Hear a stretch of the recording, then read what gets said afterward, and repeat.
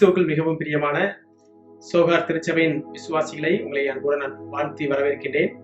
இந்த மாதத்தினுடைய இந்த உபவாச நாளை ஆண்டவர் நமக்கு ஆசீர்வதித்து தரும்படியாக தொடர்ந்து நாம் ஜெபிக்க இருக்கின்ற விண்ணப்பங்களையும் வேண்டுதலையும் கர்த்தர் கேட்டு நல்ல பதிலை கொடுக்கவும், ஆண்டவர் ஆளுகை செய்கின்ற இந்த உணர்வோடு நம்முடைய திருச்சபையும் நம்முடைய குடும்பத்தையும் அவருடைய கர்த்தரை அர்ப்பணிப்போம். கர்த்தர் நல்லவர், அவர் கிருபை என்றும் உள்ளது என்று சொல்லி நாம் கர்த்தரை மகிமைப்படுத்துவோம். நாம் ஜெபித்து இந்த உபவாச ஜெபத்தை ஆரம்பம் செய்வோம். ஜெபம் செய்வோம்.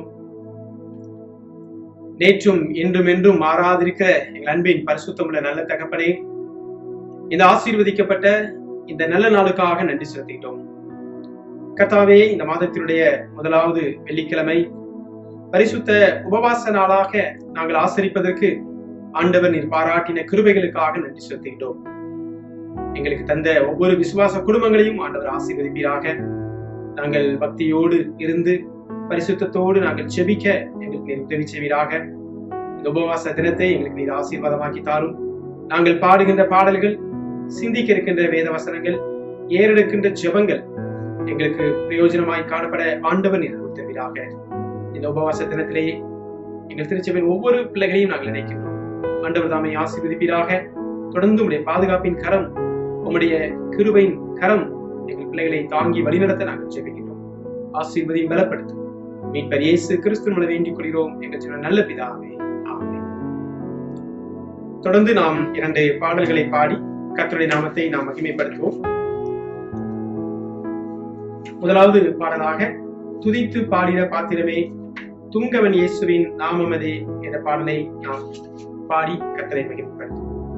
துதித்து பாடிட பாத்திரமே துங்கவன் இயேசுவின் நாமமதே, துதிகளின் மத்தியில் வாசம் செய்யும் தூயனை நேயமாய் ஸ்தோத்தரிப்போமே.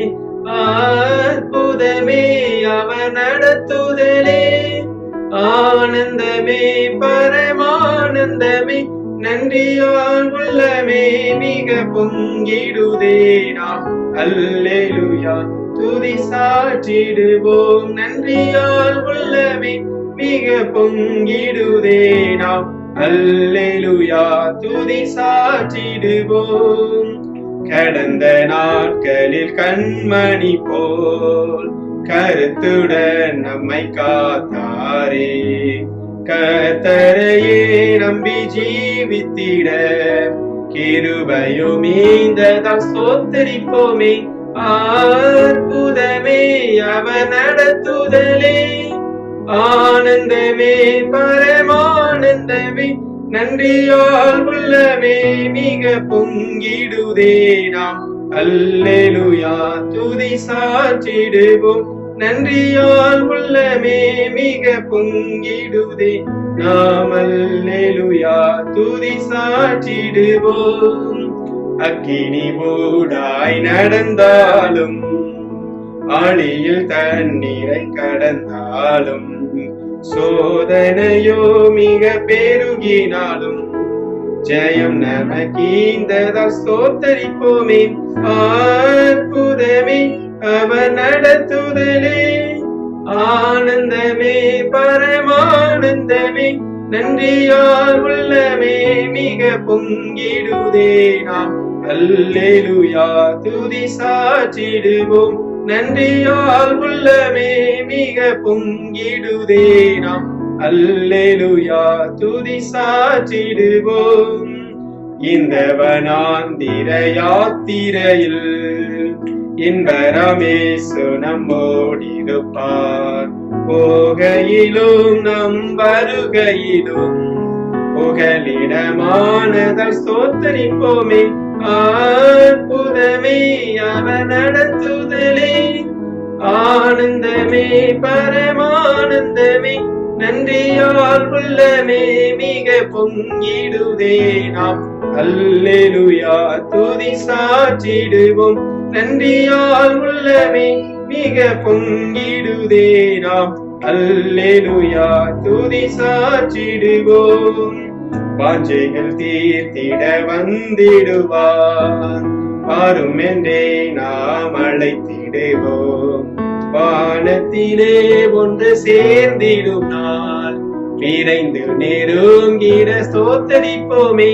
அற்புதமே அவர் நடத்துதலே, ஆனந்தமே பரமானந்தமே, நன்றியால் உள்ளமே மிக பொங்கிடுதே. நாம் அல்லேலூயா துதி சாற்றிடுவோம், நன்றியால் உள்ளமே மிக பொங்கிடுதே. நாம் அல்லேலூயா துதி சாற்றிடுவோம். அல்லேலூயா அல்லேலூயா. அவருடைய நாமத்துக்கு மகிமை உண்டாவதாக. இரண்டாவதாக நாம் ஒரு பாடலை பாடுவோம். மான்கள் நீரோடை வாஞ்சித்து கதரும் போல, தேவனே என் ஆத்துமா உன்னையே வாஞ்சித்து கதரும். மான்கள் நீரோடை வாஞ்சித்து கதரும் போல் தேவனே எந்த ஆத்துமாவும் உம்மையே வாஞ்சித்து கதருதே. ஆண்கள் நீரோடை வாஞ்சித்து கதரும் போல் தேவனே எந்த ஆத்துமாவும் உம்மையே வாஞ்சித்து கதருதே. தஞ்சமே நீ, அடைக்கலம் நீ, கோட்டையும் நீ என்றும் காப்பே. தஞ்சமே நீ, அடைக்கலம் நீ, கோட்டையும் நீ என்றும் காப்பே. தேவன் மேல் ஆத்துமாவே தாகமாயிருக்கிறதே, தேவன் மேல் ஆத்துமாவே தாகமாயிருக்கிறதே. தேவனின் சந்நிதியில் நின்றிட ஆத்துமா வாஞ்சிக்குதே, தேவனின் சந்நிதியில் நின்றிட ஆத்துமா வாஞ்சிக்குதே. தஞ்சமே நீ, அடைக்கலம் நீ, கோட்டையும் நீ என்றும் காப்பே. தஞ்சமே நீ, அடைக்கலம் நீ, கோட்டையும் நீ என்றும் காப்பே. ஆத்துமா கலங்குவதே, நேசரை நினைத்திடுவாய். ஆத்துமா கலங்குவதே, நேசரை நினைத்திடுவாய். அன்பரின் ரட்சிப்பினால் தினமும் துதித்து போற்றிடுவே. அன்பரின் ரட்சிப்பினால் நிதமும் துதித்து போற்றிடுவே. தஞ்சமே நீ, அடைக்கலம் நீ, கோட்டையும் நீ என்றும் காப்பே. தஞ்சமே நீ, அடைக்கலம் நீ, கோட்டையும் நீ என்றும் காப்பே. யோர்தான் தேசத்திலோ எர்மோன் மலைகளிலோ, யோர்தான் தேசத்திலோ எர்மோன் மலைகளிலோ, சிறுமலைகளில் இருந்து உம்மை தினமும் நினைக்கின்றே. சிறுமலைகளில் இருந்து தினமும் நினைக்கின்றே. தஞ்சமே நீ, அடைக்கலம் நீ, கோட்டையும் நீ என்றும் காப்பே. தஞ்சமே நீ, அடைக்கலம் நீ, கோட்டையும் நீ என்றும் காப்பே. தேவரி பகற்காலத்தில் கிருபையை தருகின்றே. தேவரி பகற்காலத்தில் கிருபையை தருகின்றே. இரவில் பாடும் பாட்டு எந்த வாயில் இருக்கிறது. இரவில் பாடும் பாட்டு எந்த வாயில் இருக்கிறதே. தஞ்சமே நீ, அடைக்கலம் நீ, கோட்டையும் நீ என்றும் காப்பே.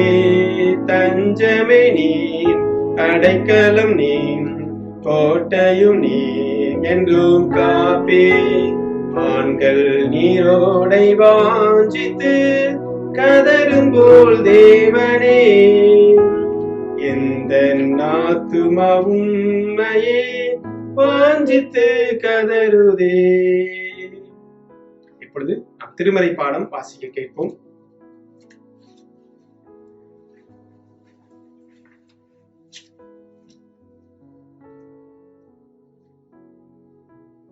வாசிக்கும்படியாக தெரிந்து கொள்ளப்பட்ட வேத பாடம் எசேக்கியேல் 47ஆம் அதிகாரம் 1ஆம் வசனம் முதல் 8ஆம் வசனம் வரை. எசேக்கியேல் 47ஆம் அதிகாரம் 1ஆம் வசனம் முதல். பின்பு அவர் என்னை ஆலயத்தின் வாசலுக்கு திரும்பி வர பண்ணினார். இதோ நான் வாசற்படியின் கீழ் இருந்து தண்ணீர் புறப்பட்டு கிழக்கே ஓடுகிறதா இருந்தது. ஆலயத்தின் முகப்பு கிழக்கு நோக்கி இருந்தது. அந்த தண்ணீர் ஆலயத்தின் வலதுபுறமாய் பலிபீடத்திற்கு தெற்கே பாய்ந்தது. அவர் என்னை வடக்கு வாசல் வழியாய் புறப்பட பண்ணி என்னை வெளியிலே கீழ் திசைக்கு எதிரான புறவாசல் மட்டும் சுற்றி நடத்தி கொண்டு போனார். அங்கே தண்ணீர் வலதுபுறத்திலிருந்து பாய்கிறதா இருந்தது. அந்த புருஷன் தன் கையில் நூலை பிடித்து கொண்டு கிழக்கே புறப்படுகையில் 1000 முழம் அளந்து என்னை தண்ணீரை கடக்க பண்ணினார். தண்ணீர் கணுக்கால் அளவாயிருந்தது. பின்னும் அவர் 1000 முழம் அளந்து என்னை தண்ணீரை கடக்க பண்ணினார். அங்கே தண்ணீர் முழங்கால் அளவாயிருந்தது. பின்னும் அவர் 1000 முழம் அளந்து என்னை கடக்க பண்ணினார். அங்கே தண்ணீர் இடுப்பளவாய் இருந்தது. பின்னும் அவர் 1000 முழம் அளந்தார். அங்கே அது நான் கடக்கக்கூடாத நதியாய் இருந்தது. தண்ணீர் நீர்ச்சாலமும் கடக்க முடியாத நதியுமாய் இருந்தது. அவர் என்னை நோக்கி, மனுபுத்திரனே, இதை கண்டாயா என்று சொல்லி என்னை நதியோரமாய் திரும்ப நடத்தி கொண்டு போனார். நான் நடந்து வருகையில் இதோ நதியோரத்தில் இக்கரையிலும் அக்கரையிலும் வெகு திரளான விருட்சங்கள் இருந்தது. அவர் என்னை நோக்கி, இந்த தண்ணீர் கிழக்கு தேசத்திற்கு புறப்பட்டு போய் வனாந்தர வழியாய் ஓடி கடலில் விழும். அது கடலில் பாய்ந்து விழுந்த பின்பு அதன் தண்ணீர் ஆரோக்கியமாகும் என்றார் என்பது. வாசிக்கும்படியாக தெரிந்து கொள்ளப்பட்ட வேத பாடம் வாசித்து முடிந்தது. கிறிஸ்துவே உமக்கு மகிமை உண்டாவதாக. அன்புக்குரியவர்களே, இந்த நல்ல உபவாச நாளிலே உங்கள் யாவரையும் மீண்டும் ஆண்டவராகிய இயேசு கிறிஸ்துவின் இணையற்ற அன்பின் நாமத்தாலே அன்போடு என்னுடைய வாழ்த்து வணக்கத்தை நான் தெரிவித்துக் கொள்கிறேன். ஆண்டவருடைய கிருபையும் சமாதானமும் நம் அனைவரோடும் நிறைவாய் தங்கியிருப்பதாக. கர்த்தர் நல்லவர், அவர் என்னென்றைக்கும் மாறாதவர், தமக்கு பயந்த பிள்ளைகளுக்கு அரணும் கோட்டையுமாக இருக்கிறார். அவருடைய பிள்ளைகளாகிய நாம் அவருடைய செட்டைகளின் நிலையிலே அமர்ந்திருந்து அவருடைய இளைப்பாறுதலை நாம் பெற்றுக்கொள்வோம், அவருடைய பாதுகாப்பை பெற்றுக்கொள்வோம். ஆண்டவருடைய பரிசுத்தமுள்ள கரம் நம் மீது நீட்டப்பட்டதற்காக நாம் ஆண்டவருக்கு நன்றி செலுத்துவோம். உலக காரியங்களை எல்லாம் பார்க்கின்ற பொழுது ஒரு வித்தியாசமான ஒரு சூழல்கள், ஒரு நிச்சயமில்லாத தன்மையை நாம் பார்க்கின்றோம். அதன் மத்தியிலும் ஆண்டவராகிய கர்த்தர் செயல்படுகிறார் என்பதை நாம் ஒரு நாளும் மறந்து போய்விடக் கூடாது. கர்த்தர் நம் வாழ்விலே செயல்படுகின்றார், நம்முடைய திருச்சபையிலே செயல்படுகின்றார், நம்முடைய தனிப்பட்ட குடும்பங்களிலே ஆண்டவர் செயல்படுகிறார், நம்முடைய பிள்ளைகளுடைய வாழ்விலும் ஆண்டவர் செயல்படுகின்றார். எனவே ஆண்டவர், ஐயோ இவ்வளவு பிரச்சனை நடக்குது, இவ்வளவு கஷ்டம் நடக்குது, ஆண்டவர் இதெல்லாம் பார்த்துட்டு இருக்காரே அப்படின்னு சொல்லி நம்ம யோசிக்க வேண்டாம். கடவுள் அவருடைய ஆளுகைக்குள்ளாக எல்லாவற்றையும் வைத்திருக்கிறார். எதுவும் அவருடைய கையை மீறி செல்லவில்லை. ஆண்டவருடைய கட்டுப்பாட்டுக்குள் இருக்கிறது. ஆண்டவர் எல்லாவற்றையும் நேர்த்தியாக நடத்துவார். ஒருவேளை தூரம் சென்ற பிள்ளைகள் மீண்டும் கடவுளிடம் வருவதற்கு, கடவுள் ஒருவரே என்னை காப்பாற்ற முடியும், அவர் ஒருவரே எனக்கு பாதுகாப்பை அருள முடியும் என்று சொல்லி கடவுளை தேடி வருகின்ற பொழுது ஆண்டவர் சகாயம் செய்கின்றார், ஆண்டவர் அனுக்கிரகம் செய்கின்றார்.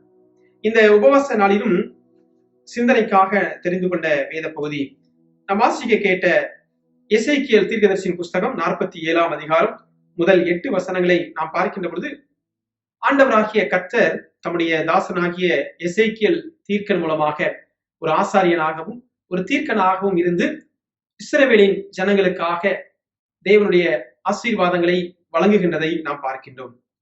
ஆண்டவராகிய கர்த்தர் தம்முடைய தாசன் மூலமாக சொன்ன வார்த்தை 1ஆம் வசனத்திலே நாம் பார்க்கின்ற பொழுது, பின்பு அவர் என்னை ஆலயத்தின் வாசலுக்கு திரும்பி வர பண்ணினார். இதோ வாசல் படியின் கீழிருந்து தண்ணீர் புறப்பட்டு கிழக்கே ஓடுகிறதா இருந்தது. ஆலயத்தின் முகப்பு கிழக்கு நோக்கி இருந்தது. அந்த தண்ணீர் ஆலயத்தின் வலதுபுறமாய் பலிபீடத்திற்கு தெற்கே பாய்ந்தது என்று சொல்லி அங்கே நாம் பார்க்கின்றோம். ஆலயத்திற்கு வாசல் அருகே கீழ்ப்புறமாய் இருக்கின்ற அந்த இடத்திலே கிழக்கு தண்ணீர் கிழக்கு ஆலயத்தினுடைய வலதுபுறமாய் பலிபீடத்திற்கு தெற்கே பாய்ந்தது என்று சொல்லி நாம் பார்க்கின்றோம். இந்த வேத வசனங்களின் மூலமாக 4 விதமான ஆவிக்குரிய அனுபவங்களை கிறிஸ்தவ விசுவாசிகளாகிய நாம் இன்றைக்கு பெற்றுக்கொள்ள வேண்டும். அந்த தெய்வீக ஆவிக்குரிய ஆசீர்வாதங்களை பெற்றுக்கொள்வதற்கு இந்த வசனத்திலிருந்து நான் குறிப்பாக இந்த எசேக்கியேல் தீர்க்கதரிசன புஸ்தகம் 47ஆம் அதிகாரத்திலிருந்து ஒரு சில காரியங்களை நான் உங்களோடு கூட வாசிக்கிறேன். 4 விதமான ஆவிக்குரிய அனுபவங்களை கூறுகிறது. இன்னைக்கு நம்முடைய விசுவாச ஜீவியத்திலே நாம் ஆவிக்குள்ளான ஒரு வாழ்க்கை வாழ அழைக்கப்பட்டிருக்கின்றோம். மாம்ச ரீதியாக வாழும்படியாக அல்ல, ஆவிக்குரிய ரீதியாக நாம் வாழ பழகிக் கொள்ள வேண்டும். அதைத்தான் வேதம் நமக்கு கற்றுக்கொள்கிறது. இந்த கிறிஸ்துவனுடைய சிந்தையும் அதுதான். கிறிஸ்துவனுடைய சிந்தை மாம்சத்துக்குரியதல்ல, இவ்வுலகத்துக்குரியதல்ல. ஆவிக்குரிய சிந்தையிலே நாம் வாழுகின்ற பொழுது ஆவியானவரின் சாயலை தரித்தவர்களாக ஆவியானவரின் சுபாவங்களை வெளிப்படுத்த முடியும். மாம்சீக சிந்தை அநேக முறை வெளிப்படுத்தப்படும். ஒருவேளை பவுல் சொல்லுகின்ற பொழுது, எனக்குள் இருக்கின்ற இந்த மாம்ச சிந்தை என்னை பாவத்துக்குள்ளாக நேரடி செய்கின்றது. நான் எவ்வளவோ ஆவிக்குள்ளாக வாழ வேண்டும் என்று சொல்லி நினைக்கின்றேன், ஆனாலும் எனக்கு முடியவில்லை என்று சொல்லி அங்கே நாம் பார்க்கின்றோம். ஒருவேளை இன்றைய நாட்களிலே நம்முடைய பிள்ளைகள் டெலி விபிஎஸ் மூலமாக நம்முடைய தாய் திருச்சபையிலே நடைபெற்ற இந்த ஸ்கிரிப்சர் யூனியன் ஸ்தாபனத்தின் மூலமாக ஆர்மர் ஆஃப் காட் என்ற தலைப்பிலே இந்த தலைப்பை மையமாக வைத்து நம்முடைய பிள்ளைகள் சிந்தித்தார்கள். ஒருவேளை கடந்த ஆண்டிலே நம்முடைய திருச்சபையுடைய வாலிபர் கூட்டமும் இந்த தலைப்பிலே நடைபெற்றது. தி ஆர்மர் ஆஃப் காட் என்கின்ற தலைப்பிலே நாம் சிந்தித்தோம். தேவனுடைய சர்வாயுத வர்க்கத்தை எடுத்துக்கொள்ள வேண்டும் என்று சொல்லி. அப்படியானால் மாம்ச ரீதியாக நமக்கு போராட்டங்களை நாம் மேற்கொள்வதற்கும் ஆவிக்குரிய ரீதியாக நமக்கு வருகின்ற சோதனைகளை மேற்கொள்வதற்கும் தேவ பலன் நமக்கு அவசியமாக இருக்கிறது. ஆவியின் சிந்தையோடு நாம் அதை மேற்கொள்ள வேண்டும். மாம்ச சிந்தை அற்ப விலையும் பெறாது, மாம்ச முயற்சி அற்ப விலையும் பெறாது. ஆவிக்குரிய அந்த காத்திருந்து ஜெபிக்கின்ற ஒரு விசுவாசமுள்ள அனுபவம் நம்மை உயிர்ப்பிக்கும் என்று சொல்லி இந்த வசனத்திலே நாம் பார்க்கின்றோம். இங்கே நாம் பார்க்கின்ற பொழுது 4 விதமான அனுபவங்களை குறித்து நான் சொன்னேன். ஒன்று கணுக்கால் அனுபவம், கரண்டை கால் என்று சொல்லி நாம் அழைக்கின்றோம், கணுக்கால் என்று சொல்லி. இரண்டாவதாக முழங்கால் அனுபவம் என்று சொல்லி. மூன்றாவதாக இடுப்பளவு அனுபவம். நான்காவதாக நீச்சல் ஆழம் அனுபவம் என்று சொல்லி 4 விதமான அனுபவங்களை குறித்து இந்த எசேக்கியேல் தீர்க்கன் சமஸ்த இஸ்ரவேலுக்கும் வரப்போகின்ற காலத்தை குறித்து ஆண்டவராகிய கர்த்தருடைய வார்த்தையை எடுத்துரைக்கிறதை நாம் பார்க்கின்றோம். ஆவியானவரின் வல்லமையால் உலகில் வல்லப்பெறும் சாட்சியாக நாம் மாற முடியும் என்பதற்கு இந்த வசனம் நமக்கு போதுமானதாக இருக்கிறது. ஒருவேளை நாம் நினைப்போம், நம்மளாம் சாதாரணமான ஒரு விசுவாசிகள் தானே, அன்றன்றைக்கு நமக்கு நிறைய பாடுகள் இருக்குது, நமக்கு நிறைய வேலை இருக்குது, நம்முடைய வேலைகளை முடித்து பாடுகளை முடித்து நம்முடைய பணிகளை முடித்து நாம் வீட்டுல வந்து ஓய்ந்திருக்கின்ற பொழுது வீட்டுல அநேக எதிர்பார்ப்புகள், அநேக தேவைகள் இப்படி ஒன்றன் பின் ஒன்றாக நம்முடைய வாழ்க்கையிலே சூழ்ந்து கொண்டிருக்கிறது. இதுல எப்படி நான் ஆவிக்குரிய ஜீவியம் வாழ முடியும் என்று சொல்லி. ஆவிக்குரிய ஜீவியம் என்பது எல்லா இடங்களிலும் கடவுளை முன்வைத்து அவரை மையப்படுத்தி அவரே எனக்கு எல்லாம் செய்வார் என்று சொல்லி. ஒருவேளை வெளியே செல்கின்ற வேலையாக இருக்கலாம், வீட்டில இருந்து செய்கின்ற வேலையாக இருக்கலாம், நம்முடைய அலுவல்களாக இருக்கலாம், கடின உழைப்பாக இருக்கலாம், மருத்துவ பணியாக இருக்கலாம். குறிப்பாக நம்முடைய திருச்சபையிலே ஏறத்தாழ 27 பேருக்கும் அதிகமான மருத்துவ பணி செய்கின்ற குடும்பங்களை நாம் பார்க்கின்றோம். எப்படிப்பட்ட கஷ்டமான வேலையாக இருந்தாலும் சரி, ஒரு மிகவும் நெருக்கமான வேலையாக இருந்தாலும் சரி, ஆண்டவரே நீர்தான் எனக்கு தஞ்சம் சுவாமி, நீர்தான் எனக்கு பாதுகாப்பு, நீர்தான் எனக்கு ஒத்தாசை என்று சொல்லி அவரை மையமாக வைத்து முன்வைத்து அந்த அனுபவத்தோடு அந்த சிந்தனையோடு நாம் செய்கின்ற பொழுது ஆண்டவர் இந்த அனுபவத்தை, இந்த வல்லமையை நமக்கு தருகிறார். அதே போல பேதுரு ஒரு சாதாரண ஒரு மீன்பிடி தொழில் செய்கின்ற ஒரு சாதாரண மனிதர். அந்த மனிதரை ஆண்டவராகிய கர்த்தர் திடீரென ஒரு புதிய பணியை கொடுக்கின்றார். உன்னை நான் மனுஷர்களை பிடிக்கிறவர்களாக மாற்றப் போகிறேன் என்று சொல்லி. அவனுக்கு அதை குறித்து புரிந்து கொள்ள முடியவில்லை, விளங்கிக் கொள்ள முடியவில்லை. என் வழி, என் பணி, என்னுடைய பணி இந்த கலிலேயா கடற்கரை ஓரமாக சென்று மீன்களை பிடிப்பது. அதை நான் பிற்பாடு இந்த ஓரமாக இருக்கின்ற கடற்கரை ஓர மக்களுக்கு நான் விற்று நான் ஜீவனம் பண்ணி கொடுக்கிறேன். இதை விட்டுட்டு நான் மனுஷர்களை பிடிக்க வேண்டும் என்று சொல்லி புதிதாக ஒரு பணியை நியமிக்கப்படுகிறேனே என்று சொல்லி அவர் எதை குறித்தும் யோசிக்கவில்லை. அப்படியே தன்னுடைய படகு, தன்னுடைய வலை எல்லாவற்றையும் விட்டுவிட்டு சென்றார். ஆண்டவர் அவரை 3.5 ஆண்டுகள் உருவாக்கினார்.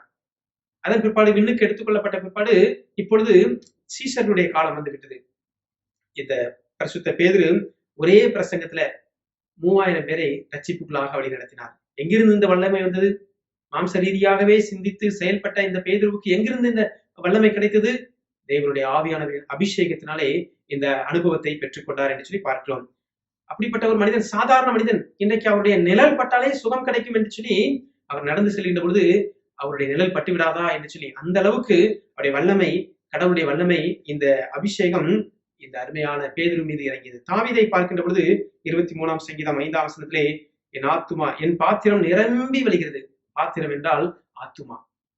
என் ஆத்துமா நிரம்பி வழிகின்றது, அபிஷேகத்தின் வல்லமையினால் நிரம்பி வழிகிறது என்று சொல்லி அந்த அனுபவத்தை நாம் பார்க்கின்றோம்.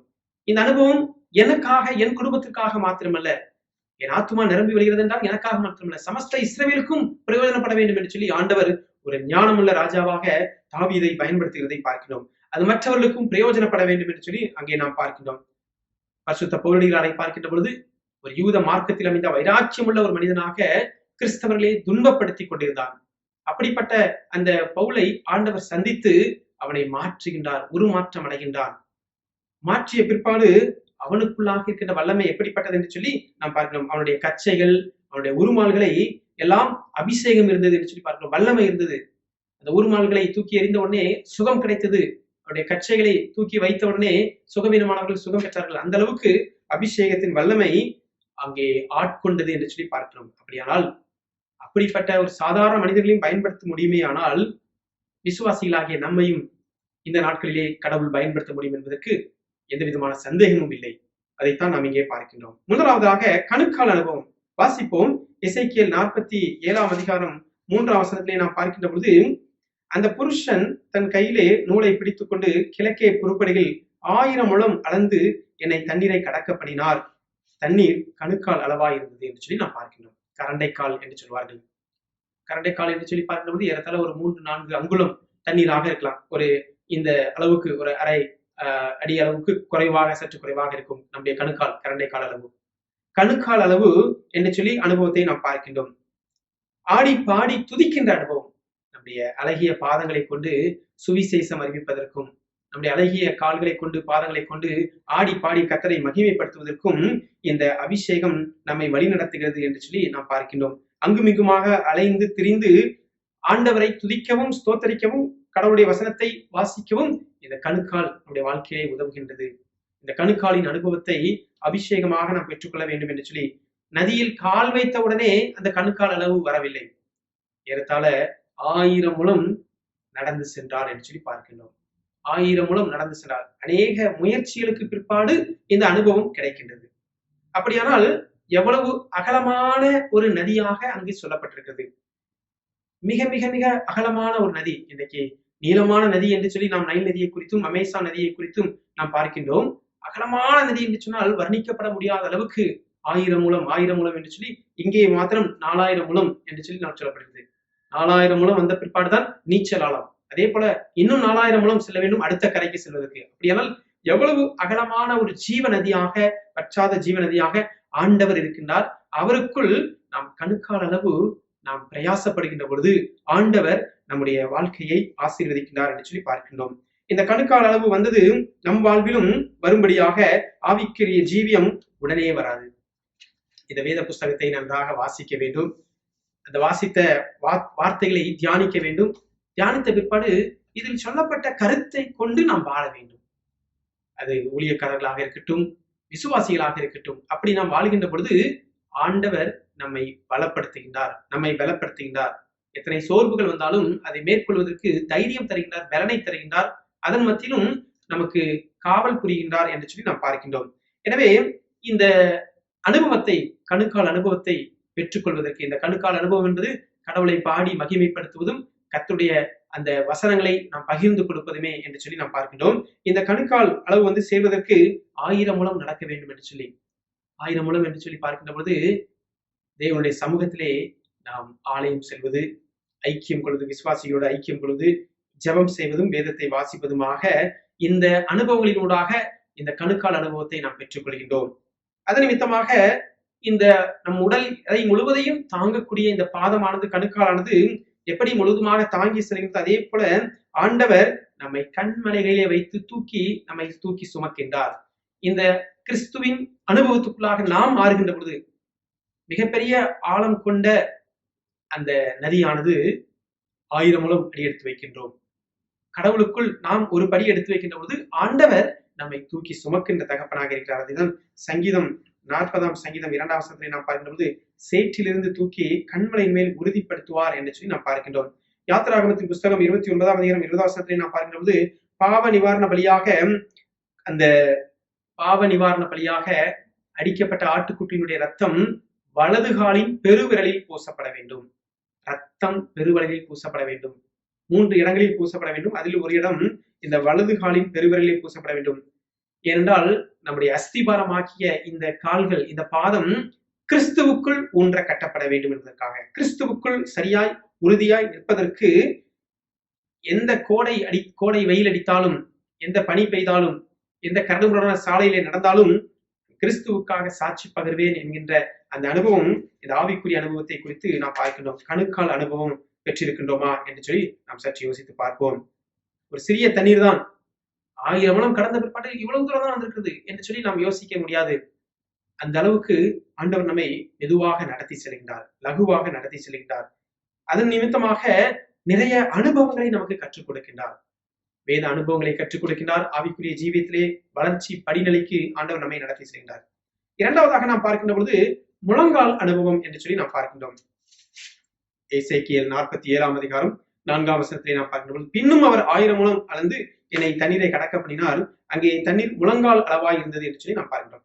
முழங்கால் என்று சொல்லி நாம் பார்க்கின்ற பொழுது எளிதாக நம்முடைய நினைவில் வருவது, நாம் முழங்கால் படிட்டு ஜெபிக்கின்ற ஒரு ஜெபத்தை நாம் யோசிக்க முடியும்.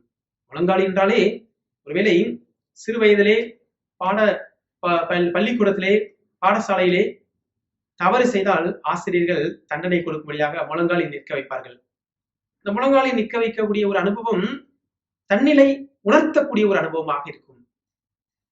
தவறு செய்தேன், அதற்காக நான் இப்பொழுது முழங்காலில் போடப்பட்டிருக்கிறேன், என்னுடைய ஆசிரியர் என்னை முழங்காலில் நிற்க சொல்லியிருக்கிறார் என்று சொல்லி அந்த தன்னிலை உணர்வதற்கான ஒரு அனுபவம். தண்டிக்கும்படியாக அல்ல, தன்னிலை உணர்வதற்காக. அதே போலத்தான் இங்கே நாம் பார்க்கின்ற பொழுது ஆண்டவருடைய சமூகத்தில் இந்த முழங்காலின் அனுபவம் என்னவென்றால், தன்னிலை உணர்ந்து ஜெபிப்பதற்கு.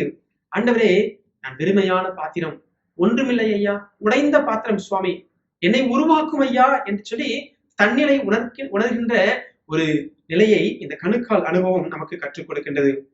முழங்கால் அனுபவம் என்பது ஒவ்வொரு கிறிஸ்தவ விசுவாசிகளுடைய வாழ்க்கையிலையும் அது மிகவும் அவசியமாக வேண்டும். இல்ல, எனக்கு நல்லா ஜெபிக்க முடியும், நான் வேலைக்கு போகும்போது ஜெபிக்கிறேன், வீட்டுக்கு வரும்போது ஜெபிக்கிறேன், நடந்து ஜெபிக்கிறேன், நான் படுத்திருக்கும் போது நான் ஜெபிக்கிறேன், எழுந்திருக்கும் போது நான் ஜெபிக்கிறேன் என்று சொல்லி நல்லதுதான். எல்லா நேரங்களிலும் நாம் கடவுளோடு பேசுவது மிகவும் அவசியமான ஒன்று. ஆனால் பிரத்யேகமாக நாம் ஜெபிப்பதற்கு நேரத்தை ஒதுக்கி முழங்கால் படிட்டு என்பது நம்மை கடவுள் முன்பாக தாழ்த்தி நம்முடைய தன்னிலை உணரக்கூடிய ஒரு சூழலாக நாம் பார்க்க வேண்டும். ஒருவேளை இந்த அனுபவத்தை நாம் பெற்றுக்கொள்கின்ற பொழுது இந்த முழங்காலால் முடியாதது ஒன்றுமே இல்லை என்று சொல்லி ஒரு பக்தன் கூறுகிறார். முழங்காலால் எல்லாவற்றையும் நாம் சாதிக்க முடியும். நம்முடைய எது சாதிக்க முடியுமோ இல்லையோ, முழங்கால் சாதிக்கும், எல்லாவற்றையும் முழங்கால் சாதிக்கும் என்று சொல்லி அங்கே அந்த மனிதர் கூறுகின்றார். ஆண்டவராகிய கர்த்தரும் அவ்விதமாக ஒரு ஜெப வீரனாக ஆண்டவர் இருந்தார் என்று சொல்லி நாம் பார்க்கின்றோம். அவர் அங்கே ஜெபிக்கின்ற பொழுது அதிகாலை இருட்டோடு எழுந்து ஜெபித்தார் என்று சொல்லி நாம் பார்க்கின்றோம். ஆண்டவராகிய கர்த்தர் முழங்கால் யுத்தம் செய்யும் இன்றைக்கு மனவாட்டி சபையை தேடுகின்றார். எனக்கு குடும்பம் நல்லா இருக்குது, என் சபை நல்லா போயிட்டு இருக்குது, எனக்கு பிரச்சனை இல்லை, என்னுடைய சுற்றில் இருக்கிறவங்க நல்லா இருக்காங்க அப்படின்னு சொல்லி நம்முடைய ஒரு குறுகிய கண்ணோட்டத்தோடு நாம் பார்க்கின்ற பொழுது எல்லாம் பரவாயில்ல, நல்லா போயிட்டு இருக்கு என்று சொல்லி அதோடு நின்று விடாமல் கண்ணை சற்று நாம் தூக்கி பார்த்து அறியாத இடங்களிலே வாழ்ந்து கொண்டிருக்கிறவர்கள், கண்ணுக்கு புலப்படாத தேசங்களிலே இருக்கின்றவர்களை குறித்து நாம் பார்க்க வேண்டும், அக்கறைப்பட வேண்டும். அப்படிப்பட்ட ஒரு முழங்கால் யுத்தத்தை ஆண்டவர் இன்றைக்கு எதிர்பார்க்கின்றார். அந்த பெருமூச்சு விட்டு அழும் சத்தத்தை ஆண்டவர் இன்றைக்கு கேட்கின்றார். அதைத்தான் நாம் பார்க்கின்ற பொழுது அந்த பெருமூச்சு விட்டு அழுகின்ற அந்த ஜெபம் கேட்கப்படுகிறது என்று சொல்லி நாம் பார்க்கின்றோம். எசேக்கியேல் 9 அதிகாரம் 4 வசனத்திலே பார்க்கின்ற பொழுது, பெருமூச்சு விட்டு அழுகிறவர்கள் அடையாளம் கண்டு அவருடைய நெற்றியிலே அங்கே அடையாளத்தை நாம் பார்க்க முடியும் என்று சொல்லி அங்கே நமக்கு சொல்லப்பட்டிருக்கிறது. ரோமர் 8 அதிகாரம் 26 வசனத்திலே பெருமூச்சோடு நமக்காக வேண்டுதல் செய்யும் ஆண்டவர் என்று சொல்லி நாம் பார்க்கிறோம். ஆண்டவராகிய கர்த்தர் நமக்காக பெருமூச்சு விட்டு அழுகின்றவராக இருக்கின்றார். இந்த எசேக்கியேல் 9 அதிகாரம் 4 வசனத்திலே நாம் பார்க்கின்ற பொழுது, கர்த்தர் அவனை நோக்கி, நீ எருசலேம் நகரம் எங்கும் உருவ போய் அதற்குள்ளே செய்யப்படுகிற சகல அருவருப்புகளின் நிமித்தமும் பெருமூச்சு விட்டு அழுகிற மனுஷரை நெற்றிலில் அடையாளம் போடு. உலகத்துல நிறைய இன்னும் பிரச்சனை நடந்துட்டு இருக்குது, இன்னும் மக்கள் மனம் மாறவில்லை. ஒரு பக்கம் இந்த கோவிட் பேண்டமிக் சிச்சுவேஷன் உலகத்தை புரட்டி போட்டுக் கொண்டிருக்கிறது. ஆனால் கர்த்தருக்கு பயந்த மக்கள் மாத்திரம் கடவுளை சேவித்து அவருக்குள் பக்தியாக வாழ்ந்து கொண்டிருக்கிறார்கள். கடவுளை அறியாத மக்களினும் கூட்டம் கூட்டமாக அவபக்தியிலே நிறைந்து வாழ்ந்து கொண்டிருக்கிறார்கள். இன்றைக்கு நடக்கின்ற சம்பவங்களை பார்க்கின்ற பொழுது செயின் பறிப்பு, திருடு, கொலை, கொள்ளை என்று முன்பை காட்டிலும் அதிகமாக வந்து கொண்டிருக்கிறது. நரபலி என்று சொல்லி சிசு கொலை, இன்னுமாக குழந்தைகளை கடினமான சூழலில் நடத்துகின்றார்கள். மிகவும் ஒரு வருந்தத்தக்க செயல்களை நாம் இன்றைக்கு பார்த்துக் கொண்டிருக்கிறோம். பாலியல் வன்கொடுமைகள் என்று சொல்லி பல்வேறு சூழலிலே இன்றைக்கு உலகம் தடம் புரண்டு சென்று வருகிறது. அதன் மத்தியிலே நாம் கதறி ஜெபிக்கின்ற அந்த முழங்கால் அனுபவத்தை ஆண்டவர் இங்கே சொல்லுகின்றார். முழங்கால் அனுபவம், ஐயோ என் ஜனங்கள் அழிகின்றதே. ஒருவேளை இதை இஸ்ரவேலர்களுக்கு சொன்னார். அன்றைக்கு அவர்கள் விடுதலையாக்கி கொண்டு மீண்டும் குடியேற்றப்பட்ட பிற்பாடு குடியேற்றப்பட்ட தங்களுடைய சொந்த தேசத்திலே கடவுளை மறந்தார்கள். ஆலயம் இடிக்கப்பட்டிருந்து கிடந்தது, அப்படியே இருந்தது. தேவாலயம் கட்டப்படவில்லை. வாசல்கள், அலங்கங்கள் எல்லாம் அப்படியே இருந்தது. அதன் நிமித்தமாக ஆண்டவர் அநேக சிறிய தீர்க்கதரிசிகளையும் பெரிய தீர்க்கதரிசிகளையும் கொண்டு ஜனங்களுக்கு உணர்த்துகின்றார். மச்சி பாவப்பட்ட வீடுகளிலே குடியிருக்கிறீர்கள், சிந்தித்து பாருங்கள் என்று சொல்லி எல்லாம் உணர்த்துகின்றார். உணர்த்திவிட்டு நடக்கின்ற சமூகத்திலே நடக்கின்ற அவலங்களை கண்டு நீங்கள் அமைதியாக இருக்க வேண்டாம், பெருமூச்சு விட்டு அழுங்கள் என்று சொல்லி ஆண்டவர் எதிர்பார்க்கின்றார். அதுதான் இந்த முழங்கால் அனுபவம் என்று சொல்லி பார்க்கிறோம். கணுக்கால் அளவோடு மாத்திரமல்ல, முழங்கால் அனுபவம் ஒரு கிறிஸ்தவ விசுவாசிக்கு அவசியம் என்று சொல்லி பார்க்கிறோம். அதற்கும் மீண்டும் ஒரு 1000 முழம் ஆழம் செல்ல வேண்டும் என்று சொல்லி ஜெப ஜீவியத்தை வலியுறுத்துகிறது. ஆண்டவராகிய கர்த்தர் முழங்கால் யுத்தம் செய்து அவர் ஜெயித்தார், உலகத்தை ஜெயித்தார், பிசாசை கால்களிலே நசுக்கினார். இதே ஜெயத்தை விசுவாசிகளாகி நாமும் பெற்றுக்கொள்வதற்கு இந்த ஜெபம் அவசியமாக இருக்கிறது. கதறி ஜெபிக்க வேண்டும். ஒரு கெத்செமனே ஜெப வீரனாக இயேசு கிறிஸ்துவை நோக்கி பார்ப்போம். அவர் பளிங்கு தரையிலே நின்று ஜெபிக்கவில்லை, முழங்கால் படிட்டு ஜெபிக்கவில்லை. பளிங்கு தரையில் நின்றோ மெத்தையில் இருந்தோ அவர்கள் ஜெபிக்கவில்லை. மாறாக கரடு முரடான கட்டாந்தரையான பெரும் செங்கல் பாறை, அதாவது சுண்ணாம்பு பாறையான அந்த கற்களிலே அந்த கெத்செமனே கார்டன், அந்த தோட்டத்திலே இருந்து ஆண்டவர் ஜெபித்தார் என்று சொல்லி பார்க்கின்றோம். முட்டிலிருந்து தேய்மானங்கள் அதிகமாக, முழங்காலிலிருந்து ரத்தம் ஓடி இருக்கும். ஒருவேளை கடைசியாக அவர் ஜெபிக்கின்ற பொழுது அவருடைய ரத்த துளிகள், அவருடைய வேர்வை துளிகள் ரத்த துளிகளாக மாறியது என்று சொல்லி நாம் பார்க்கின்றோம். அந்த அளவுக்கு ஆண்டவராகிய கர்த்தர் கேட்கிறார். ஒரு மணி நேரமாவது ஒரு நாளைக்கு ஜெபிக்க கூடாதா? பேதுருவை பார்த்து, பேதுரு, யாக்கோபு, யோவானை பார்த்து, நமக்கு அன்பாய் இந்த சீசர்கள் உறங்கிக் கொண்டிருந்தார்கள். அவர்களை பார்த்து ஆண்டவர் கேட்டார், ஒரு மணி நேரமாவது எனக்காவது விழித்திருந்து ஜெபிக்க கூடாதா என்று சொல்லி. ஆம் பிரியமானவர்களே, இந்த எசேக்கியேல் தீர்க்கதரிசன புஸ்தகத்திலே நாம் பார்க்கின்ற பொழுது இந்த முழங்கால் அனுபவம் நம்முடைய கிறிஸ்தவ விசுவாச வாழ்விலே ஒரு ஆவிக்குரிய அனுபவமாக இருக்க வேண்டும்.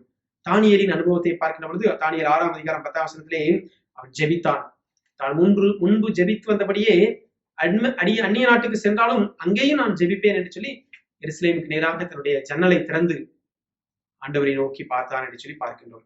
ஸ்தேவானின் அனுபவத்தை நாம் குறித்து பார்க்கின்ற பொழுது அவன் ஜெபித்த பொழுது இயேசுவை கண்டான். தேவகுமாரன் கடவுளுக்கு வலது பாசத்திலே நிற்கின்றதை காண்கிறேன் என்று சொல்லி அப்போஸ்தலர் 7ஆம் அதிகாரம் 55, 56 வசனத்திலே நாம் பார்க்கின்றோம். ஜெப வீரர் ஜான் நாக்ஸ், அவருடைய தேசத்திலே ஒரு கொடூரமாக ஆட்சி செய்கின்ற ஒரு அரசி, ஒரு ராணி கொடூரமாக அரசு செய்து கொண்டிருக்கிறார்கள்.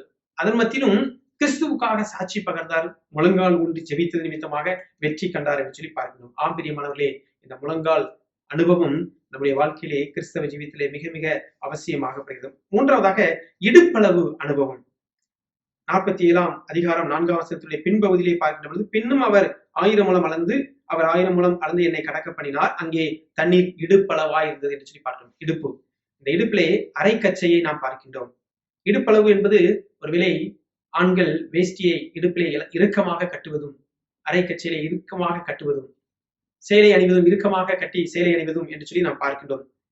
அதே போலதான் இந்த இடுப்பு என்று சொல்லப்படுகின்ற பொழுது, இடுப்பளவு என்று சொல்லி பொழுது அரைக்கச்சையை குறிக்கின்றதாக இருக்கின்றது. அரைக்கச்சையை கொண்டு ஆண்டவராகிய கர்த்தர் பணிவிடை செய்தார். பணிவிடை செய்யக்கூடிய ஒரு அனுபவத்தை நாம் பெற்றுக்கொள்ள வேண்டும். ஆவிக்குரிய ஜீவியத்திலே பணிவிடை. என்ன பணிவிடை? யாருக்கு பணிவிடை? தொண்டு புரிகின்ற ஒரு ஊழியமாக, ஏழை எளிய மக்களை நினைத்துக் கொண்டு அவர்களுக்காக ஒரு சமூக சேவையாக செய்ய வேண்டும் என்று சொல்லி ஆண்டவராகிய கர்த்தர் விரும்புகிறார். அதைத்தான் the belt of truth என்று சொல்லி, உண்மை அரைக்கச்சை, உண்மை என்னும் சத்தியம் என்னும் அரைக்கச்சையை உங்கள் இடுப்பில் கட்டினவர்களாக என்று சொல்லி பரிசுத்த பவுலடிகளார் எபேசு சபைக்கு எழுதின பொழுது 6ஆம் அதிகாரம் 14ஆம் வசனத்திலே நாம் பார்க்கின்றோம். எலியா தன் அறையை கட்டிக்கொண்டு ஆகாபின் ரதத்துக்கு முன்பாக ஓடினான் என்று சொல்லி பார்க்கின்றோம். எலியா ஆகாப் ராஜாவுடைய அந்த வண்டி, சாரட் வண்டி, குதிரை வண்டிக்கு முன்பாக வேகமாக ஓடினான். அறையை லகுவாக அல்ல, இறுக்கமாக கட்டிக்கொண்டு மன தைரியத்தோடு அந்த சாரட் வண்டிக்கு முன்பாக, ரதத்திற்கு முன்பாக ஓடினான் என்று சொல்லி பார்க்கின்றோம். இந்த இடுப்பளவு அனுபவம் நம்முடைய வாழ்க்கையிலே பணிவிடை செய்கின்ற ஆவியை கொடுக்கின்றது. நாம் செய்கின்ற பணிகள் உலக பிரகாரமான பணிகளாக இருக்கட்டும், எந்த பணிகளாக இருக்கட்டும், அதன் மத்தியிலே ஆவிக்குரிய கடவுளுக்குரிய பணிகள் என்று சொல்லி நாம் பார்க்கின்றோம். கடவுளுக்குரிய பணியாகவும் அந்த பணிவிடையின் ஆவியை நாம் பெற்றுக்கொள்ள வேண்டும். நம்முடைய சிந்தை தாழ்த்தி, கடவுளுக்கு முன்பாக நம்முடைய சிந்தையை தாழ்த்தி, மேன்மையாக வந்த ராஜா அவர் இடுப்பிலே சீலையை கட்டிக்கொண்டு சீசர்களின் கால்களை கழுவினது போல இந்த அடிமை அர்ப்பணிப்பின் அடிமையாகிய இந்த தேவனுடைய ஊழியத்தை நிறைவேற்றின இயேசு கிறிஸ்துவை போன்று இன்னைக்கு நாம் இந்த அனுபவத்தை நாம் பெற வேண்டும். சர்வீஸ் ஓரியன்டட் கிறிஸ்டியானிட்டி என்று சொல்லி நாம் பார்க்கின்றோம். இதைத்தான் இந்த இடுப்பளவு அனுபவம். அறையிலே கட்டிக்கொண்டு பணிவிடை செய்கின்ற ஆவியை நாம் பெற்றுக்கொள்ள வேண்டும். தாழ்மையின் சிந்தையோடு யாருக்கு எந்த உதவியோ அந்த உதவியை ஓடி ஓடி சென்று செல்வது இல்ல, அந்தஸ்து பார்க்காமல், தகுதி பார்க்காமல், அந்த பிரஸ்டீஜியஸ் இஷ்யூ என்று சொல்லி எதையும் யோசிக்காமல், கடவுள் என்னை வாழ்வோ என்னை ஜீவனோடு வைத்திருக்கிறார், நான் ஏதாவது தொண்டு செய்ய வேண்டும் என்று சொல்லி அந்த தொண்டு அனுபவத்தை இந்த இடுப்பளவு அனுபவம் கற்றுக்கொள்கிறது. லூக்கா 12:35 உங்கள் அறைகள் கட்டப்பட்டதாகவும் உங்கள் விளக்குகள் எரிகிறதாகவும் இருக்கட்டும் என்று சொல்லி இந்த இடுப்பினுடைய அறைகள் கட்டப்படுகின்ற போது அங்கே மன உறுதி பெறுகின்றது. இடுப்பளவு தண்ணீர் அந்த மனிதனை பாதி தூரத்துக்கு கொண்டு வந்து விட்டது. அதுவரையிலும் சற்று நடப்பதற்கு கடினமாக இருந்திருக்கும். கால் முழங்கால் அளவு, கணுக்கால் அளவு, இப்பொழுது இடுப்பளவு, நடப்பதற்கு சற்று எளிதாக இருக்கும். ஏனென்றால் அந்த தண்ணீருடைய ஆழம் சற்று அதிகமாக இருப்பதனாலே எளிதாக நடந்து செல்வதற்கு வசதியாக இருக்கும் என்று சொல்லி, அப்படி நாம் அந்த அனுபவத்துக்குள்ளாக வருகின்ற பொழுது கடவுளுக்குள் இன்னும் நாம் கிட்டி நெருங்கி சேர்கின்றோம். அந்த இடுப்பளவு அனுபவம் நம்மை உறுதிப்படுத்துகின்றது, நம்மை ஆசீர்வதிக்கின்றது. அதைத்தான் இங்கே நாம் பார்க்கின்றோம். யோவான் 13:4 இயேசு கிறிஸ்து இடுப்பிலே தன்னுடைய அறையிலே ஒரு சீலையை எடுத்து கட்டிக்கொண்டு சீசர்களின் கால்களை கழுவினார் என்று சொல்லி நாம் பார்க்கின்றோம். பரிசுத்த பேதுருடிகளார் சொல்லுகின்ற பொழுது 1 பேதுரு 1:13 மனிதனின் மனதின் அறையை கட்டிக்கொள்ள வேண்டும். மனதின் அறையை கட்டிக்கொள்ள வேண்டும். சிதறப்பட்டிருக்கின்ற சிந்தனைகள் அங்கும் இங்குமாக ஓடிக்கொண்டிருக்கின்ற அந்த சிந்தனையை மனதின் சிந்தனையை கட்டுப்படுத்த வேண்டும் என்று சொல்லி, அப்படி நாம் கட்டுப்படுத்தி தொண்டு செய்கின்ற பணிவிடையின் ஆவியை நாம் பெற்றுக்கொள்ள வேண்டும். அதுதான் இடுப்பளவு அனுபவம். 4வதாக கடைசியாக நாம் பார்க்கின்ற போது நீச்சல் ஆழம் என்று சொல்லி பார்க்கிறோம். நீச்சல் ஆழம் உள்ள ஒரு அனுபவம் 47:5 நாம் பார்க்கின்ற போது அங்கே சொல்லப்பட்டிருக்கு. பின்னும் அவர் 1000 முழம் அளந்தார். அங்கே அது நான் கடக்கக்கூடாத நதியாய் இருந்தது. தண்ணீர் நீச்சல் ஆழமும் கடக்க முடியாத நதியுமாய் இருந்தது என்று சொல்லி பார்க்கணும். மனுபுத்திரனே கண்டாயா என்று சொல்லி அந்த கடலில் பாய்ந்து விழுந்த பின்பு அதன் தண்ணீர் ஆரோக்கியமாகும் என்று சொல்லி, முழுமையாக நாம் கடவுளுடைய சன்னிதானத்திலே கலக்கப்படுகின்ற பொழுது ஆரோக்கியம் பெறுகின்றோம். ஒரு முழுமையான ஆரோக்கியம் கிடைக்கின்றது. கணுக்கால் அளவு மாத்திரமல்ல, முழங்கால் அளவு, இடுப்பளவு என்று சொல்லி ஒவ்வொரு அளவு நிலை, படிநிலைகள் கூடிக்கொண்டே இருக்கிறது. கடைசியாக அந்த முழு நதியும் சமுத்திரமாகிய கடவுளுக்குள் கலந்து விடுகின்ற பொழுது ஆரோக்கியமாக மாறுகின்றது. நம்முடைய வாழ்க்கை ஆரோக்கியமாக மாறுகின்றது. இது ஆவியானவரின் பூரண ஆளுகையை குறிக்கின்றதாக இருக்கின்றது. ஒரு முழுமையான ஆளுகைக்குள்ளாக ஒப்படைப்பை குறிக்கின்றது. முழுமையாக கடவுள் என்னை ஆண்டு கொள்ள வேண்டும், பலத்தினாலும் அல்ல, பராக்கிரமத்தினாலும் அல்ல, என்னுடைய ஆவினாலே ஆகும் என்று சொன்ன ஆண்டவர் அந்த பலத்தினாலும் நம்முடைய பராக்கிரமத்தினாலும் அதை செயல்படுத்த முடியாது என்று சொல்லிவிட்டு தேவ ஆவியின் வல்லமையினாலே நீங்கள் ஒரு வெற்றியுள்ள வாழ்க்கையை வாழ முடியும் என்பதை உறுதிப்படுத்துகிறது. அதுதான் இந்த நீச்சல் ஆழம். இது ஒரு பூரண ஆளுகையை குறிக்கின்றது. பலத்தின் மேல் பலம் பெறும் அனுபவம் கரை புரண்டு நிரம்பி வழியும் அனுபவத்தை நமக்கு கொடுக்கிறது. ஆவி, ஆத்தும, சரீரம் முழுவதையும் ஆட்கொள்ளும் அபிஷேகத்தை நாம் பார்க்கிறோம். சுய பலத்தோடு இருந்தால் தத்தளிப்பு வரும். இங்கே தத்தளிப்பு இல்லை. ஆவியின் பலத்தோடு நாம் வாழ்கின்ற பொழுது அந்த தத்தளிப்பு அவசியம் இல்லை. ஆவியானவரை முற்றிலும் சார்ந்து வாழ்கின்ற பொழுது நாம் மூழ்கிய அனுபவம், ஆண்டவர் நமக்குள் பெருகுகின்றார், நாம் அவருக்குள் மூழ்குகின்றோம், அவர் நமக்குள் பெருகுகின்றார் என்று சொல்லி பார்க்கணும். அதைத்தான் அங்கே யோவான் ஸ்நானகன் கூறுகின்ற பொழுது நான் சிறுகவும் அவர் பெருகவும் வேண்டும் என்று சொல்லி கூறுகின்றார்.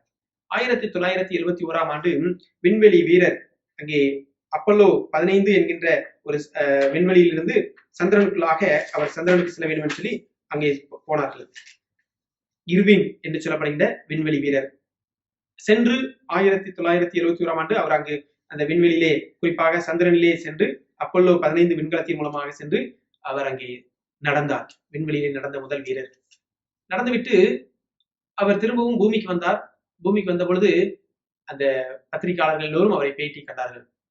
உங்களுடைய அனுபவங்கள் எப்படியாக இருந்தது, எவ்வளவாக நீங்கள் எப்படி இருந்தது என்று சொல்லி அவர்கிட்ட கேட்டபொழுது அவர் சொன்னார், நான் மிகவும் சந்தோஷப்படுகின்றேன். இந்த சந்திரனிலே நடந்தது ஒரு முக்கியமான ஒரு அனுபவம் என்னுடைய வாழ்க்கையிலே. அங்கிருந்து உலகத்தை என்னால் காண முடியவில்லை. ஒரு சிறு பந்து போல இருந்தது. அந்த சிறு பந்து போல இருக்கின்ற அந்த பூமியிலே எத்தனை கண்டங்கள் இருக்கிறது, எத்தனை நாடுகள் இருக்கிறது, எத்தனை கடல்கள் இருக்கிறது, எத்தனை மலைப்பிரதேசங்கள் இருக்கிறது, எத்தனை தேசங்கள் இருக்கிறது, அந்த தேசத்துக்குள்ளே எத்தனை மாநிலங்கள் இருக்கிறது, மாவட்டங்கள் இருக்கிறது, எத்தனை கிராமங்கள் இருக்கிறது, ஒவ்வொரு கிராமத்திலும் எத்தனை வீடுகள் இருக்கிறது. அந்த ஒரு சிறிய வீட்டிலே நானும் இருக்கிறேன். எவ்வளவு கண்ணுக்கு தெரியாத, ஒரு கண்ணுக்கு புலப்பட முடியாத அளவுக்கு மிக சிறிதாக இருக்கிற என்னையும் ஆண்டவர் இவ்வளவு தூரம் என்னை கனப்படுத்தி இருக்கிறாரே என்று சொல்லி கர்த்தரை மகிமைப்படுத்தினார். முழுமையாக கடவுளை அர்ப்பணித்தான். அவ்வளவு தூரம் கரிசனை உள்ள கடவுள் நம்மை கைவிடுவதில்லை. அவர் சொன்னார், இத்தனை அதில் வாழும் என் மீது தேவன் கொண்ட அன்பு எத்தனை பெரியது என்று சொல்லி. இவ்வளவு சிறிதாக தெரிகின்ற பூமிக்குள்ளாக எத்தனை கண்டங்கள், நாடுகள், தேசங்கள் ஒளிந்து கொண்டிருக்கிறது. எத்தனை விதமான பாஷை பேசும் மக்கள் ஒளிந்து கொண்டிருக்கிறார்கள், வாழ்ந்து கொண்டிருக்கிறார்கள். அவர்களில் நான் ஒருவன். என்னையும் ஆண்டவர் நினைத்து தம் அன்பை வெளிப்படுத்தினாரே, தம் ஜீவனை கொடுத்தாரே, அவருடைய அன்பு எவ்வளவு பெரியது என்று சொல்லி அந்த வார்த்தையை அவர் அங்கே சொன்னார். நான் மாத்திரம், என் குடும்பம் மாத்திரம் என்று சொல்லி இன்றைக்கு நாம் கடவுளிடத்திலே ஒப்படைக்கின்ற பொழுது அந்த முழுமையான ஒரு ஆவிக்குள்ளான அனுபவம், என்னால ஒண்ணுமே இல்லை, எல்லாம் கடவுள் தான் செஞ்சுட்டு இருக்காரு, ஆண்டவர் தான் நடத்திட்டு இருக்காரு என்று சொல்லி எல்லாவற்றையும் கர்த்தரை முன்வைத்து ஒரு முழுமையான ஒப்படைப்பின் அனுபவத்துக்குள்ளாக செல்கின்ற பொழுது தத்தளிப்பு இல்லை. கடவுள் அவர் அழகாக நம்மை நடத்தி கொண்டு செல்கின்றார். நாம் அமிழ்ந்து போய்விடாதபடி நீச்சல் ஆழத்திலே நம்மை நடத்தி செல்கின்றார். அந்த தெய்வீக அனுபவத்தை நாம் பெற்றுக்கொள்ள கர்த்தர் இன்று நமக்கு அழைக்கிறார். ஆம் பிரியமானவர்களே, நம்முடைய திருச்சபையுடைய விசுவாச அனுபவங்களை நாம் யோசித்து பார்ப்போம். இன்றைக்கு நான் இந்த கணுக்கால் அளவிலேயே நான் இன்னும் இருக்கிறேனா? அப்ப என்னால் இன்னும் 1000 மடம் நான் நடக்க வேண்டும், இன்னும் நான் கிறிஸ்துவுக்குள்ளாக பலப்பட வேண்டும், இன்னும் கிறிஸ்துவுக்குள்ளாக நான் ஊன்ற கட்டப்பட வேண்டும், இன்னும் முழங்கால் அளவிலேயே தானே இருக்கிறேனா? ஜெபம் பண்றேன், ஓகே, யாருக்காவது உதவி செய்யணும், சர்வீஸ் பண்ணணும், அது எனக்கு முடியல, எனக்கு வேலை இருக்கு, எனக்கு கொஞ்சம் அங்க பணி, அங்க வேலை இருக்குது, இங்க வேலை இருக்குதுன்னு சொல்லிட்டு அந்த முழங்கால் அனுபவம் அது இடுப்பளவாக மாற வேண்டும். இடுப்பளவு வந்துகிட்டாச்சு, சர்வீஸ் பண்றேன், எல்லாம் செய்யறேன், முழுமையாக கடவுளுக்குள் நம்மை ஒப்படைக்க வேண்டும். ஒரு முழுமையான நீச்சல் ஆழம் என்று சொல்லி இந்த 4 வகையான அனுபவங்களை நாம் பெற்றுக்கொள்கின்ற பொழுது அங்கே ஆரோக்கியம் கிடைக்கின்றது என்று சொல்லி நாம் பார்க்கணும். அதைத்தான் எசேக்கியேல் 47ஆம் அதிகாரத்திலே 8ஆம் வசனம், அதன் தண்ணீர் ஆரோக்கியமாகும்.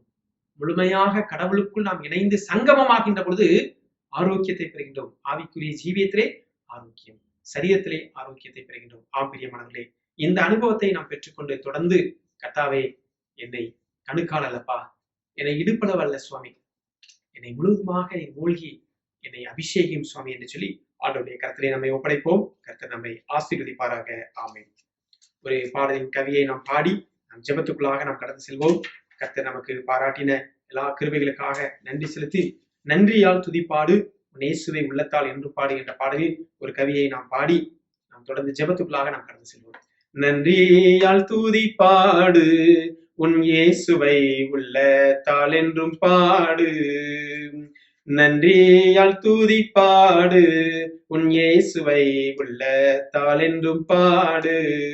நல்லவர் வல்லவர் போதுமானவர், வார்த்தையில் உண்மையுள்ளவர், வல்லவர் நல்லவர் போதுமானவர், வார்த்தையில் உண்மையுள்ளவர். நன்றியால் துதிப்பாடு உன் இயேசுவை உள்ளத்தால் என்றும் பாடு. சரீரம் ஆத்துமாவினாலும் சோர்ந்து போகும் வேளையிலெல்லாம், சரீரம் ஆத்துமாவினாலும் சோர்ந்து போகும் வேளையிலெல்லாம், துதி சத்தத்தால் உள்ளம் நிறைந்தால் தூயரின் பலன் கிடைக்கும். துதி சத்தத்தால் உள்ளம் நிறைந்தால் தூயரின் பலன் கிடைக்கும். நன்றியால் துதிப்பாடு உன் இயேசுவை உள்ளத்தால் என்றும் பாடு. நாம் ஜெபம் செய்வோம். ஆண்டுடைய சமூகத்திலே இந்த உபவாச நாளை ஆண்டவர் நமக்கு கொடுத்தமைக்காக நன்றி செலுத்தி நாம் ஜெபிப்போம். பல்வேறு குறிப்புகளுக்காக நாம் ஜெபிப்போம். குறிப்பாக நம்முடைய பிள்ளைகளுடைய கல்விக்காக நாம் ஜெபிப்போம். இப்பொழுது ஆன்லைன் வகுப்புகள் நம்முடைய பிள்ளைகளுக்கு நடந்து கொண்டிருக்கிறது. ஒரு புதிய பாடமுறைகளை பிள்ளைகள் கற்றுக்கொண்டிருக்கிறார்கள். மிகவும் ஒரு கடினமான ஒரு சூழல். 1 மணி நேரம் 2 மணி நேரம் தொடர்ந்து கம்ப்யூட்டரை பார்க்கும்போது கண்ணெரிச்சல் வருகின்றது, சோர்வுகள் வருகின்றது. ஆண்டவர் தாமே நம்முடைய பிள்ளைகளை பலப்படுத்தும்படியாக இந்த ஆன்லைன் வகுப்புகளை நம்முடைய பிள்ளைகளுக்கு ஆசீர்வதித்து தரும்படியாக நாம் ஜெபிப்போம். தொடர்ந்து அது நிமித்தமாக பிள்ளைகளுடைய எதிர்கால திட்டங்கள், லட்சியங்கள் எல்லாம் சிறப்பாய் நடைபெற ஆண்டவர் தாமே கிருபை செய்ய வேண்டும் என்று சொல்லி நாம் ஜெபிப்போம். தொடர்ந்து நம்முடைய திருச்சபையுடைய ஒவ்வொரு குடும்பங்களுக்காக நாம் ஜெபிப்போம். ஒவ்வொரு குடும்பங்களையும் ஆண்டவர் ஆசீர்வதிக்கும்படியாக, குடும்பத்தினுடைய எல்லா அங்கத்தினர்களையும் ஆண்டவர் பேர் பேராய் ஆசீர்வதிக்கும்படியாக, குறிப்பாக மருத்துவ பணி செய்கின்ற நம்முடைய பிள்ளைகளை கர்த்தர் வல்லமையாக எடுத்து பயன்படுத்தும்படியாக, அவர்களை பாதுகாத்துக் கொள்ளும்படியாக நாம் ஜெபிப்போம். இன்னைக்கு இருக்கின்ற பேண்டமிக் சிச்சுவேஷன்ல திறந்தோறும் பத்திரமாக பாதுகாப்பாக அவர்கள் சென்று வர வேண்டும். அவர்கள் பரிசுத்தமாக ஆண்டுடைய சமூகத்திலே கர்த்தர் என்னை பாதுகாத்தார் என்று சொல்லி மகிழ்ச்சியோடு சந்தோஷமாக வாழ வேண்டும். நம்முடைய பிள்ளைகளை ஆண்டவர் ஆசீர்வதிக்கும்படியாக நாம் ஜெபிப்போம். எந்த சூழ்நிலை வந்தாலும் கர்த்தர் என்னை கைவிட மாட்டார் என்கிற நம்பிக்கையை, அந்த உறுதியை நாம் பெற்றுக்கொள்கின்ற பொழுது விடுவிக்கின்ற கடவுள் நம்மை பாதுகாத்துக் கொள்வார் என்ற நம்பிக்கையை நாம் பெறுகின்றோம். அந்த நம்பிக்கையோடு நம்முடைய பிள்ளைகள் மருத்துவ பணி செய்கின்ற எல்லா பிள்ளைகளையும் ஆசீர்வதிக்கும் சுவாமி என்று சொல்லி நாம் ஜெபிப்போம். நர்சஸ், டெக்னீசியன்ஸ், ரேடியோகிராஃபர்ஸ் என்று சொல்லி எல்லா பணிவிடைகளையும், மருந்தாளுநர்கள் என்று எல்லா பணிகளையும் செய்கின்ற நம்முடைய பிள்ளைகளை தேவன் வேலியடைத்து பாதுகாத்துக் கொள்ளும்படியாக நாம் ஆண்டவரத்திலே மன்றாடுவோம். தொடர்ந்து நம்முடைய ஆண்கள் ஐக்கிய சங்கத்திற்காக, பெண்கள் ஐக்கிய சங்கத்திற்காக, வாலிபர் ஊழியங்களுக்காக, பாடகர் குழுவுக்காக நாம் ஜெபிப்போம். நம்முடைய திருச்சபையினுடைய அருமையான திரு ஆல்ஸ்டின் கருணாகரனுக்காக நாம் ஜெபிப்போம். கோயம்புத்தூர் PSG மருத்துவமனையிலே அவருடைய காலில் ஏற்பட்ட அந்த புண்ணு நிமித்தமாக சிகிச்சை பெற்றுக் கொண்டிருக்கிறார்கள். நல்ல பரிபூர்ண விடுதலையை ஆண்டவர் கொடுக்கும்படியாக நாம் ஜெபிப்போம். எடுத்துக்கொள்கின்ற ட்ரீட்மெண்ட் எல்லாம் அவர்களுக்கு ஏற்புடையதாக, அது மிகவும் சரியானபடி அந்த புண் மிக விரைவாக குணமடைய, காயம்பட்ட இடத்திலே கடவுளுடைய தழும்புள்ள கரம் தொடும்படியாக நாம் ஜெபிப்போம். ஆண்டவருடைய வல்லமை அவர்களை தொட்டு சுகப்படுத்தும்படியாக நாம் ஜெபிப்போம். தொடர்ந்து நம்முடைய திருச்சபையை சார்ந்த அருமையான திருமதி ரெஜினா தேவா அவருடைய தகப்பனார் காலம் சென்று அவர்கள் கிறிஸ்துக்களாக மரித்து கடவுளுக்குள்ளாக எடுத்துக்கொள்ளப்பட்டார்கள். அன்னாரை பிரிந்து வாடுகின்ற அருமையான அவருடைய பிள்ளைகள், மருமக்கள், அவருடைய சகோதரி, மூத்த சகோதரி இங்கே நம்மோடு இருக்கிறார்கள். அவர்களையும் ஆண்டவர் ஆற்றுப்படுத்தும்படியாக, அவர்களை பலப்படுத்தும்படியாக, தைரியப்படுத்தும்படியாக அவர்களுக்காக நாம் ஜெபிப்போம். தொடர்ந்து நம்முடைய திருச்சபை மூலமாக தாங்கப்படுகின்ற ஊழியங்களுக்காக நாம் ஜெபிப்போம். ஜேம்ஸ் ஊழியங்களுக்காக ஜெபிப்போம். நம்முடைய மிஷனரிகள் ஆனந்தன், திருமதி செல்வி ஆனந்தனுக்காக நாம் ஜெபிப்போம். மேலும் பைபிள் சென்டர் மினிஸ்ட்ரி ஊழியங்களை நடத்துகின்ற யூத், வாலிபர் ஊழியம், சிறுவர் ஊழியம் நடத்துகின்ற ஊழியங்களுக்காக வெள்ளூரை மையமாக வைத்து பைபிள் சென்டர் மினிஸ்ட்ரிக்காக நாம் ஜெபிப்போம். Jesus never fails ministry Odisha மாநிலத்துக்காக ஜெபிப்போம்.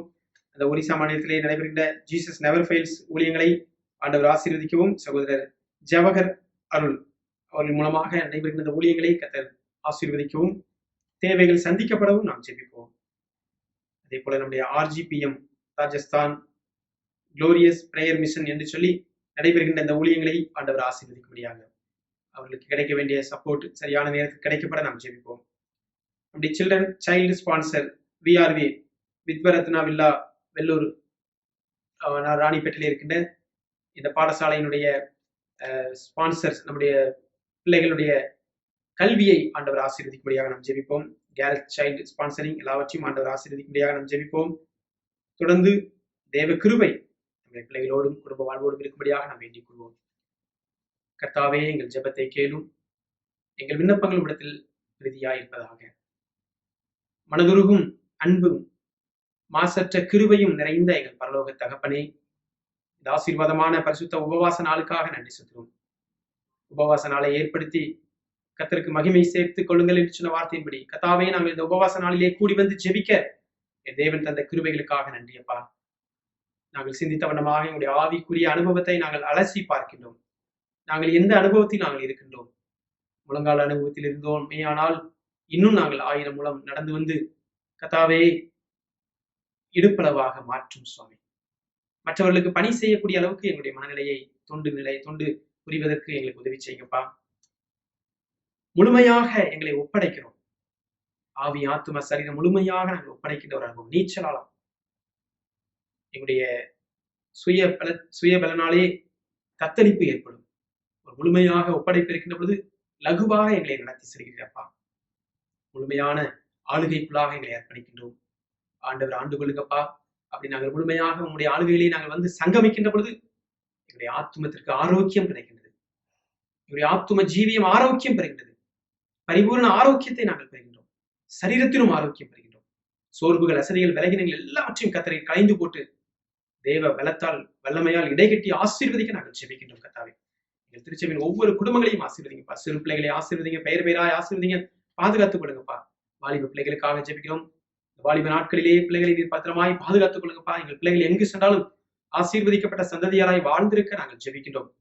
12ஆம் வகுப்பு முடித்து கல்லூரிக்குள்ளாக அடியெடுத்து வைக்க இருக்கின்ற பிள்ளைகளுக்காக ஜெபிக்கிறோம். அவர்கள் எதிர்பார்த்த கல்வியை பெற்றுக்கொண்டு மருத்துவ கல்விக்காக ஆயத்தப்படுகின்ற பிள்ளைகள் மருத்துவ கல்வியை தாரும். மற்ற இதர கல்விகளுக்காக ஆயத்தப்படுகின்ற எல்லா பிள்ளைகளையும் நீர் ஆசீர்வதிங்கப்பா, பலப்படுத்துங்க. குடும்பங்களை தாயகத்திலே விட்டு தனியாக பணி செய்கின்ற அருமையான சகோதரர்களுக்காக நாங்கள் ஜெபிக்கின்றோம். அவர்களையும் நீர் பாதுகாத்துக் கொள்ளுங்கப்பா. நல்ல செய்திகளை நாள்தோறும் கேட்டு கர்த்தருக்குள் மகிழ்ச்சி அடைந்து உண்மை துதிக்க ஸ்தோத்திரிக்க ஆண்டவர் தாமே அருள் தருவீராக.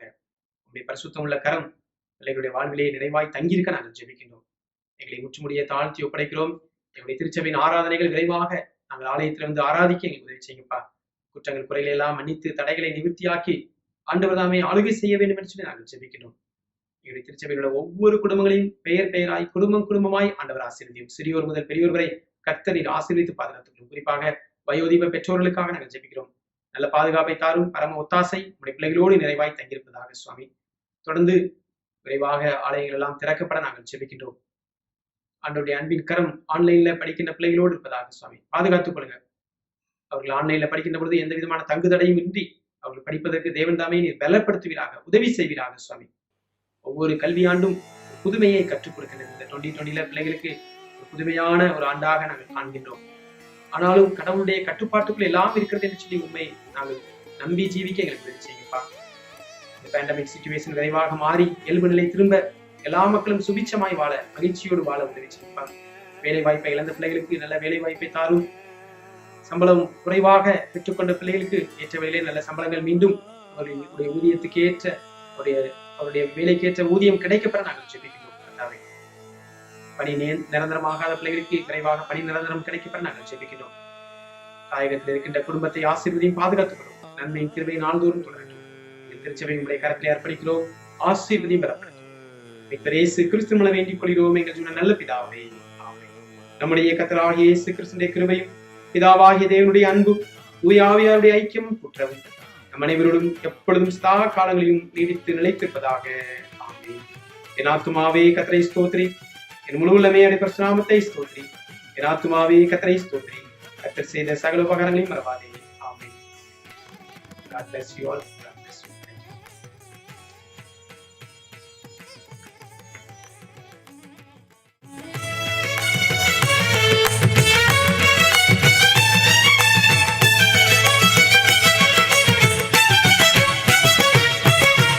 துதிகனம் மகிமையாவும் என் தேவ உமக்கே செலுத்துகிறேன். துதிகனம் மகிமையாவும் என்